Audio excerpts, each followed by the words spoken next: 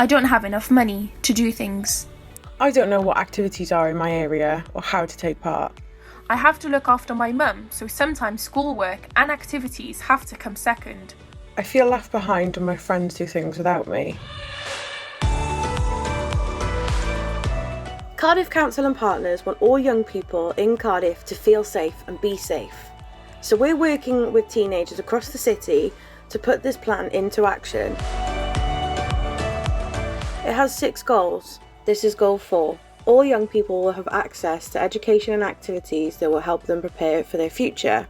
We want services to work together so Cardiff is a city where young people can say, I can take part and enjoy activities in my area. There are lots of free activities and volunteering opportunities that I enjoy. I know where to find information and can choose what I want to do.